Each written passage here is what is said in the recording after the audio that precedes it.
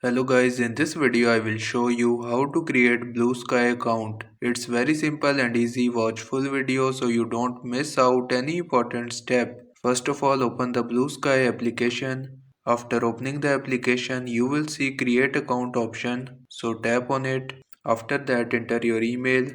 And after entering your email, you have to choose your password. Next step is to select your date of birth. Then tap on next in the bottom right hand side. On the next page you have to enter your user handle. So I am writing my channel name How to Quick. Then tap on next in the bottom right hand side.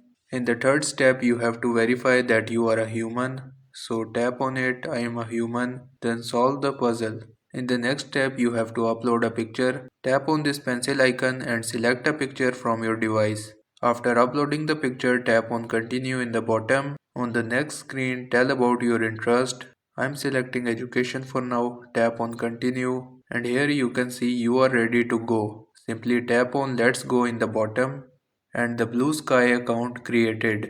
This is how you can create Bluesky account.